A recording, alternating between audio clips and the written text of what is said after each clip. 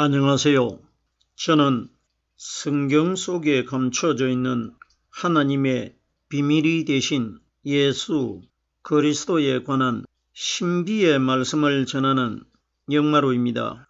오늘은 지난 시간에 이어서 두 번째 시간으로 신약 성경 누가복음 10장 21절 한 구절 말씀 속에 기록되어 있는 이것을 지혜롭고 설기 있는 자들에게는 숨기시고 라는 제목의 말씀을 통하여 성령 하나님께서 우리에게 가르쳐 주시는 말씀의 깨달음의 은혜를 받고자 합니다.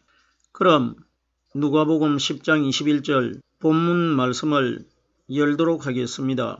이때에 예수께서 성령으로 기뻐하사 가라사대 천지의 주제이신 아버지여 이것을 지혜롭고 설기 있는 자들에게는 숨기시고 어린 아이들에게는 나타내심을 감사하나이다. 옳소이다. 이렇게 된 것이 아버지의 뜻이니이다.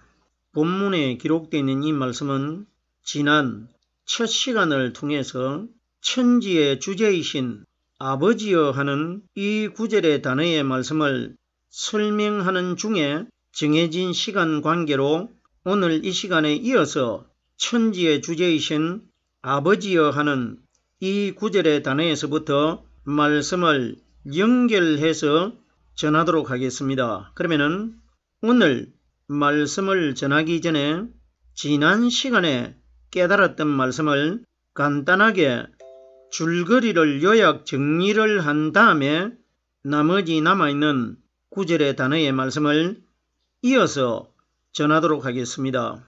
이때에 예수께서 성령으로 기뻐하사 이렇게 기록되어 있는데 성경이 가리키는 이때라는 것은 오순절날 보이지 않는 성령이 이 땅에 오실 그때를 이때라고 합니다. 사도행전 1장 7절 말씀에 보면은 예수님의 제자들이 예수님께서 요한은 물로 세례를 베풀었거니와 너희는 몇 날이 못되어 성령으로 세례를 받을 것이라 이렇게 제자들에게 말씀을 하셨을 때 제자들이 예수님에게 어떤 질문을 했습니까? 주여 이스라엘을 회복하심이 이때입니까? 이것을 물었습니다. 물었을 때 예수님께서 때와 기한은 아버지께서 자기 권한에 두셨으니 너희의 알 바가 아니라고 했습니다. 그러면 때와 기한이라는 것은 오순절날 성령이 오실 때를 때라고 합니다. 그러면은 오늘 본문 말씀에 이때라는 것은 오순절날 보이지 않는 성령 하나님의 말씀이 예루살렘의 제자 120명에게 임하실 그때를 이때로 비유하신 것입니다. 이때에 예수께서 성령으로 기뻐하사 예수님은 바로 하나님이십니다. 성경에 기록되어 있는 성령은 오순절날 이 땅에 임하신 상징적으로 하나님이신 성령께서 우리에게 가르쳐 주시고 깨닫게 해주시는 이 말씀을 가르쳐 성령으로 이렇게 기록되어 있는 겁니다. 지난 시간에 이미 설명을 드린 바가 있는데 성령이 말씀이고 말씀이 성령이라는 것입니다. 그러면 예수께서 성령으로 기뻐하사 하는 것은 하나님께서는 마지막 심판날 이 세상을 심판하러 오셨을 때 사람의 마음속에 하나님 자신의 상징이 되는 성령을 통해서 말씀 깨닫고 있는 신앙인들을 하나님이 믿음을 보시고 기뻐하실 것이라 이걸 예수께서 성령으로 기뻐하사 이렇게 기록이 되어 있는 것입니다. 가라사대 천지의 주제이신 아버지여 가라사대 하는 것은 오직 성령 하나님께서 우리에게 가르쳐 주시고 깨닫게 해주시는 이 말씀만 믿고 따라가는 것을 가라사대 이르시되 말씀하시되 이렇게 기록된 겁니다. 천지의 주제이신 하늘나라에는 성령을 받은 영들만 들어가 가지고 있고 이 땅에는 성령을 받은 사람들이 이 세상에 살아가고 있지 않습니까? 그러면 천지의 주제라는 것은 하늘나라에 들어가 가지고 있는 성령의 주인도 하나님이시고 이 땅에서 성령으로 말씀 깨닫고 있는 사람들의 주인도 하나님이시라는 것입니다.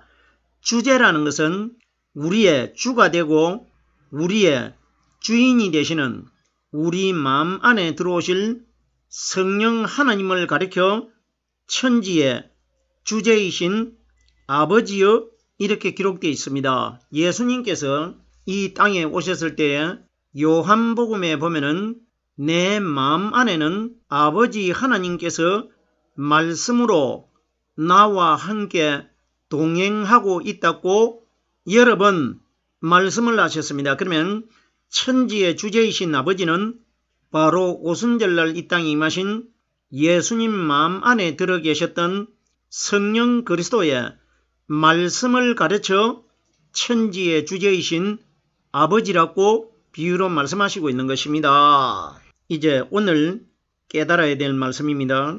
이것을 지혜롭고 슬기 있는 자들에게는 숨기시고 성경이 가리키는 명확하게 예수님이 어떤 것인지를 밝히지 않고 이것이라고 기록되어 있는데, 성경에 기록되어 있는 이것이라는 것은 오순절날 이 땅에 임하실 성령이 우리에게 가르쳐 주시는 말씀을 이것이라고 비유하신 것입니다. 성경에 예수님께서 이것이라는 말씀을 단어를 여러 번 사용을 하셨는데, 요한복음 2장에 보면은 다른 지역에 계시다가 하나님의 유월절 절기를 지키시기 위하여 제자 12명을 데리시고 예루살렘으로 돌아오셔가지고 예수님께서 예루살렘에 오셨을 때 가장 먼저 무슨 일을 하셨느냐? 예루살렘 성전을 청결케 정리를 하십니다. 그럼 우리들이 생각할 때는 하나님의 신성한 성전 안에서 유대인들이 유월절 절기에 특수한 수입을 올리기 위해서 성전 안에다가 소와 양들을 메어놓고 비둘기도 팔고 돈을 바꾸고 있다. 특수한 그 수입을 올리기 위해서 장사를 하고 있기 때문에 예수님께서 다른 지방에 계시다가 오셔가지고 성전 안에서 장사하는 사람들과 그 매매로 하는 동물들을 노건으로 채찍을 만드셔가지고 성전 바깥으로 다 쫓아내시고 예수님 혼자만 그 성전 안에 계셨다. 우리들은 오늘날 이렇게 알고 있지 않습니까? 그러면 이런 방향으로 말씀을 깨달아 버리면 정말 오늘날 성전이 되는 교회 안에서는 장사를 하면 안 된다는 것으로 우리들이 이 말씀을 이해를 할 수가 있단 말입니다. 성경에는 사람들과 관련되어 있는 내용은 기록되어 있지 않습니다. 예수님께서 이 땅에 오셨을 때 모든 성경에 쓴 바 자기에 관하여 자세하게 설명이 되어 있다고 말씀을 하셨기 때문에 성경 전체에 기록되어 있는 내용의 말씀은 이 땅에 오신 예수님 마음 안에 들어 계시는 오순절날 보이지 않게 이 세상에 임하실 성령 그리스도에 관하여 자세하게 설명되어 있고 기록되어 있다는 것입니다. 그럼 보세요. 우리들이 예수님이 다른 지방에 계시다가 하나님의 절기를 지키기 위해서 12명의 제자를 데리시고 예루살렘으로 돌아오셨다. 이렇게 깨달아버리면 이것은 세상 이야기 되어버립니다. 성경에 기록되어 있는 말씀은 죄를 가진 우리 사람들이 단순적으로 깨달을 수 있는 구절의 말씀은 한 구절도 기록되어 있지 않습니다. 이 내용을 우리들이 영적으로 이 말씀을 깨달아 보면은 어떤 내용이 숨겨져 있느냐? 예수님이 딴 지역에 계셨다고 기록이 되어 있는데 딴 지역은 이 세상이 아니고 하늘나라를 가리킵니다.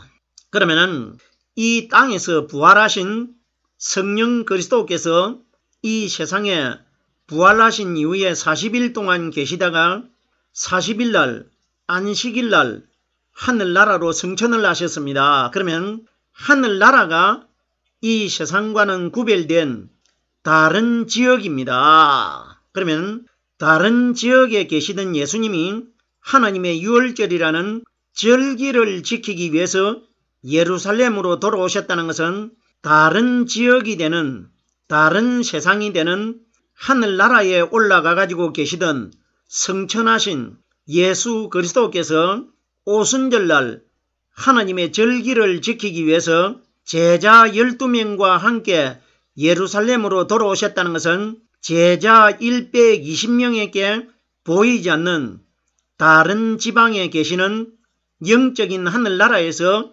이 세상으로 오실 성령 그리스도를 미리 보여준 사건입니다. 그럼 보세요. 예수님께서 예루살렘으로 돌아오셔가지고 가장 먼저 무엇을 하느냐? 성전을 깨끗하게 청결하게 정리를 합니다. 그러면 고린도전서 3장 19절에 너희는 하나님의 성전인 것과 하나님의 성령이 너희 안에 거하시는 것을 알지 못하느냐? 예수님이 정말 2020여 년 전에 다른 지방에 계시다가 제자 12명을 데리고 예루살렘 성전으로 돌아오셨는지 돌아오시지 않았는지 이런 것은 우리들과는 관계가 없는 이야기고, 우리들은 오순절날 이 땅에 임하신 성령 하나님과 성전이 되는 우리들과의 관계로 깨달아내면 되는 겁니다. 보세요. 예수님께서 성전 안에 들어가셔가지고 노건으로 채찍을 만드셔가지고 율법의 예수님의 그림자가 되었던 소와 양과 돈 바꾸는 자들과 돈을 쏟아버리고 비둘기 파는 사람을 바깥으로 다 쫓아냅니다. 이건 무슨 이야기냐?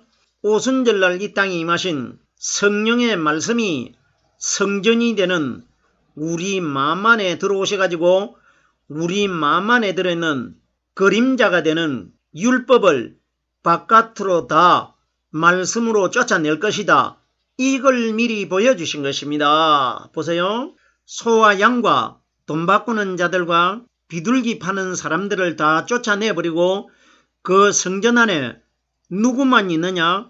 예수님 혼자만 성전 안에 들어있습니다. 그러면 예수님 마음 안에 누가 들어 계십니까? 오순절날 이 땅에 임하실 우리의 성전이 되는 우리 마음속에 들어오실 성령 하나님의 말씀이 예수님 속에 들어있질 않습니까? 그러면 오순절날 하늘나라에서 이 세상으로 오신 성령의 말씀이 성전이 되는 우리 마음속에 들어오셔가지고 우리 마음 안에 들어있는 그림자가 되는 율법을 말씀으로 다 바깥으로 쫓아내시고 성령 하나님 혼자만 우리 성전 안에 들어 계실 것이라, 이걸 미리 보여주신 사건 아닙니까? 이때 보세요.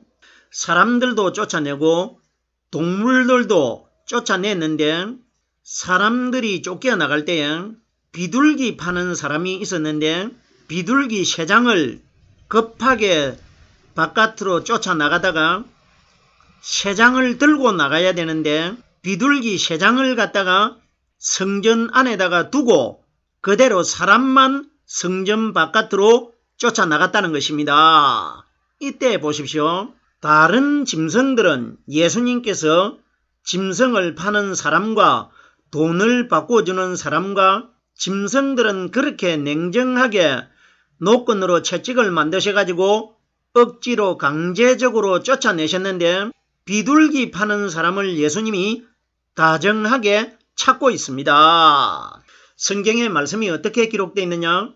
비둘기 파는 사람에게 이르시되 이렇게 기록되어 있습니다. 그럼 보세요. 소와 양을 팔고 돈을 바꾸는 사람은 강제적으로 쫓아내셨는데 비둘기 파는 사람을 부릅니다. 그러면 성경이 가리키는 비둘기가 뭐냐? 비둘기는 오순절날 이 땅에 임하실 성령님을 비둘기로 상징합니다. 예수님께서 요단강에서 세례 요한에게 물속에서 세례를 받고 물 위로 올라오셨을 때 성령이 비둘기 형체로 예수님 위에 임하셨다고 기록되어 있기 때문에 성경에 기록되어 있는 비둘기는 성령을 상징합니다. 그때 보세요.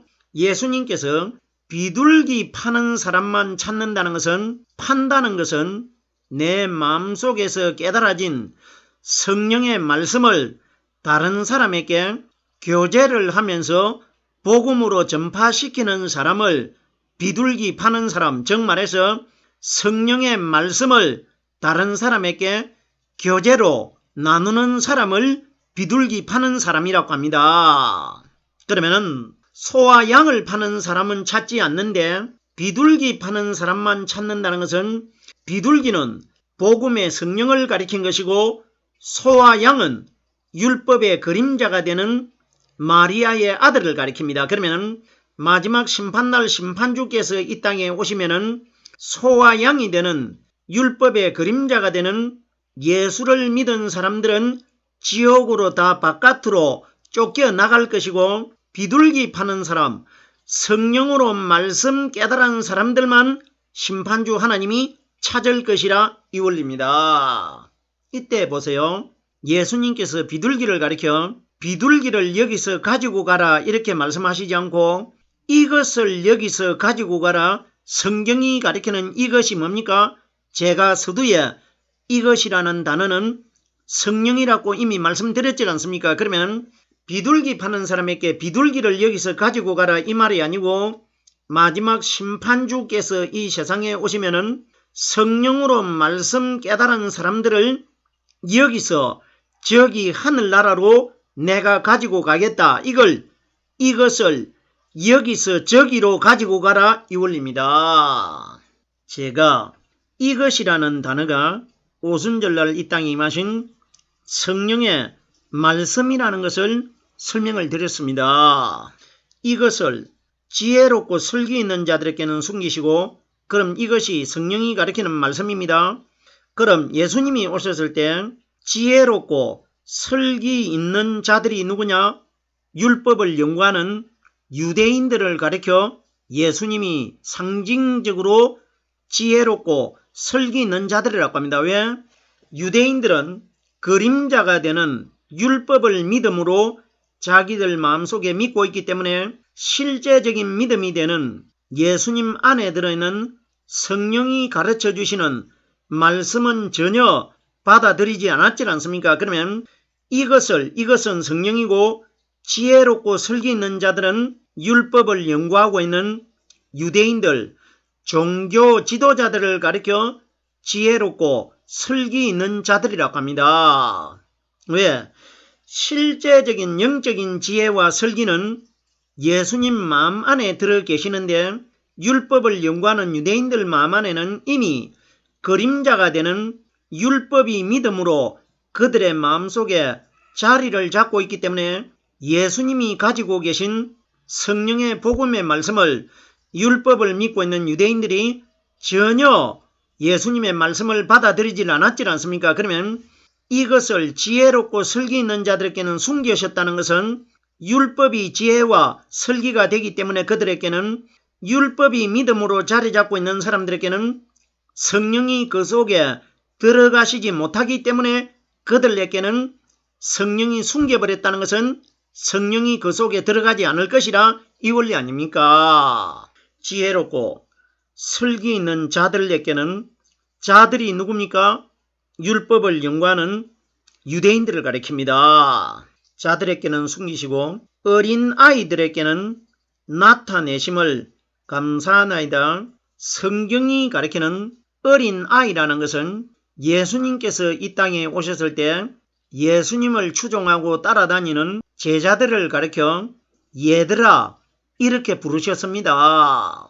예수님이 이 땅에 오셨을 때에 제자들에게 무덤 속에서 장사되기 전에 한 번 제자들을 얘들아 이렇게 부르셨고, 다른 한 번은 무덤 속에서 장사되어 있던 예수님이 거듭나셨을 때, 영적인 몸으로 거듭나셨을 때 제자들을 가리켜 얘들아 이렇게 두 번을 부르셨습니다. 한 번은 장사되기 전에 제자들을 얘들아 이렇게 부르셨고, 한 번은 장사되셨다가 영적인 신령한 몸으로 거듭나셨을 때 얘들아 이렇게 부르셨습니다. 장사되기 전에는 얘들아, 하느님 나라에 부자가 천국 들어가기가 얼마나 어려운지 약대가 바늘 귀로 빠져나가는 것이 부자가 천국 들어가는 것보다 수월하다고 이렇게 비유로 말씀하셨고, 부활하신 이후에는 제자들 7명이 디베라 바다에서 고기를 잡고 있을 때에 육지에 계신 부활하신 그리스도께서 얘들아, 고기가 있느냐? 이렇게 물었을 때 제자들이 아니요, 없습니다. 이렇게 대답했지 않습니까? 예수님께서는 자기를 따라다니고 자기를 믿는 제자들을 가리켜 어린 아이로 비유하신 것입니다. 그럼 예수님께서 이 땅에 오셨을 때 누구든지 어린 아이와 같이 되지 않고는 하늘나라에 결단코 들어가지 못하느니라 이런 말씀 하셨지 않습니까? 그러면 그 어린 아이가 누구냐? 예수님 마음 안에 들어 계시는 성령 그리스도를 어린 아이라고 비유하신 것입니다. 베세다 광야에서 한 아이가 떡 5개와 물고기 2마리를 가지고 있었는데 그 한 아이가 누구냐? 예수님 마음 안에 들어 계시는 성령 그리스도를 가리켜 한 아이라고 비유하신 것입니다. 정말 예수님이 오셨을 때에 베세다 광야에 한 아이가 떡 5개와 물고기 2마리를 가지고 있었다. 이런 이야기 아닙니다. 광야는 이 세상이고 한 아이는 오순절날 이 땅에 임하실 성령이 50일날 오시기 때문에 떡 5개라는 것은 떡은 생명의 말씀을 가리키기 때문에 말씀이신 성령이 50일날 베세다가 되는 이 광야로 오실 것이다. 이것이 기록된 것 아닙니까? 아이를, 성령을 아이로 비유합니다. 보세요. 유월절 때에 예수님이 성경에 기록된 대로는 12살이 되던 해에 부모들과 함께 예루살렘에 하나님의 절기에 참여했을 때에 부모들이 돌아오는 길에 12살 예수님을 잃어버렸다고 기록이 되어 있고 사흘 만에 찾아가지고 다시 고향으로 돌아갈 때에 마리아가 12살 예수님에게 어떤 질문을 했습니까? 아이야, 네가 어찌하여 이렇게 하였느냐? 네 아버지와 내가 근심하고 너를 찾았느니라 이렇게 말했지 않습니까? 그럼 보세요. 그때 정말 예수님이 12살 소년시대 때에 이렇게 잊어버려가지고 예수님을 찾았다 이런 이야기가 아니고 성경이 가리키는 12숫자는 오순절날 성령이 예루살렘에 오실 때에 120명에게 오시기 때문에 120명을 12숫자로 비유한 겁니다. 그러면 마리아가 아이라고 부르는 것은 아이는 12숫자를 가지고 있는 오순절날 이 땅에 임하신 성령의 말씀을 아이로 비유하신 것입니다. 어린 아이들에게는 나타내심을 감사하나이다. 오순절날 예수님에게는 어린 아이가 되는 제자들 120명 마음속에는 이것이라고 말씀하신 성령의 말씀이 제자들 마음속에 들어가실 것이라 이걸 나타내심을 감사하나이다. 제자들 마음속에 하늘에서 내려오신 성령의 말씀이 깨달아질 때에 하나님이 제자들 마음속에 나타나신 것 아닙니까? 계속해서 마지막 단어입니다. 올소이다. 이렇게 된 것이 아버지의 뜻이나이다. 오르신 분은 눈에 보이는 그림자가 되는 육신의 예수님이 오르신 분이 아니시고 예수님 마음 안에 들어 계시는 죄가 하나도 없는 성령 하나님이 오르신 분입니다. 예수님께서 이 땅에 오셨을 때 본교 빌라도에게 네가 유대인의 왕이냐 이렇게 물으니까 네 말이 옳도다. 옳은 분은 본교 빌라도와 똑같은 죄 있는 모양으로 태어나신 육신의 예수님이 옳은 분이 아니고 예수님 마음 안에 들어 계시는 성령 하나님이 유대인의 왕이 됩니다. 이분을 가리켜 네 말이 옳도다. 너와 똑같은 나는 옳은 사람이 아니고 너와 같은 죄를 가지고 있지만은 내 마음 안에 들어 계시는 성령 하나님이 유대인들의 왕이 되고 옳은 분이라는 것입니다. 보세요.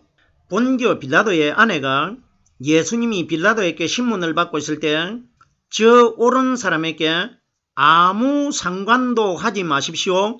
내가 오늘 밤에 저 사람 때문에 애를 많이 썼나이다 이렇게 말해줍니다. 그러면 옳은 사람은 빌라도 앞에 신문을 받고 있는 죄 있는 모양으로 태어나신 예수가 아니고 예수님 안에 들어 계시는 죄가 하나도 없는 성령님을 가리켜 옳은 분이라고 비유로 기록되어 있는 것입니다. 계속해서 보십시오. 옳은 것에 관하여 예수님께서 제자들에게 너희가 나를 선생이라 또는 주라고 부르고 있는데 너희 말이 옳도다. 눈에 보이는 제자들과 똑같은 예수님이 주고 선생이 아니고 예수님 안에 들어 계시는 성령 그리스도가 제자들의 주인이 되고 제자들의 스승이 될 것이라 이것이 기록되어 있는 것입니다. 오늘 옳소이다 이렇게 된 것이 아버지의 뜻이니다.